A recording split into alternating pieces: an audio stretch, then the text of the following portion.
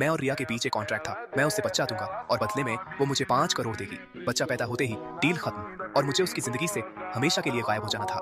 लेकिन प्रॉब्लम ये हो गई कि एक की जगह ट्विंस पैदा हो गए। हॉस्पिटल में अफरा तफरी मची हुई थी और उसी केओस में मैं कमजोर रोने वाले बच्चे को उठाकर भाग गया। वही बच्चा आज मेरा बेटा छोटू है। पिछले 6 साल से मैं गांव में छोटू के साथ सिंपल जिंदगी जी रहा था। सुबह सब्जियां उगाना, मुर्गियां पालना और छोटू को संभालना। लेकिन एक दिन जब मैं छोटू को लेकर शहर सब्जियां बेचने आया, तभी हमारी जिंदगी उलट गई। अचानक एक लग्जरी कार हमारे सामने आकर रुकी। उसमें से एक छोटा लड़का उतरा, सूट पहने हुए, बिल्कुल किसी अमीर घर के प्रिंस जैसा।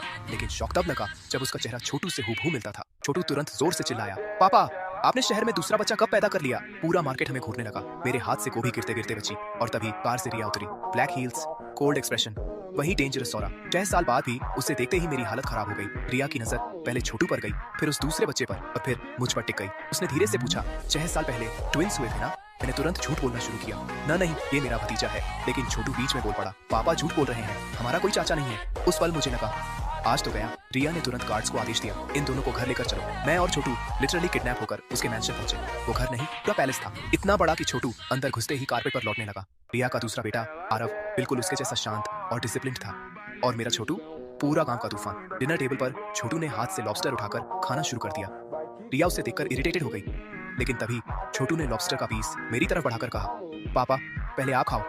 रिया कुछ सेकंड चुप रह गई, क्योंकि पहली बार उसने देखा कि मैंने छोटू को सिर्फ पाला नहीं था, बल्कि सच में उससे प्यार किया था। उस रात रिया ने मुझसे कहा, 5 करोड़ वापस करो, बच्चा छोड़ो और निकल जाओ। लेकिन मैंने पहली बार उसकी आंखों में देखकर कहा, पैसे लौटा दूंगा, लेकिन छोटू को नहीं, वो मेरा बेटा है। रिया ठंडी आवाज में बोली, तुम सिर्फ डोनर थे, उसके पिता नहीं।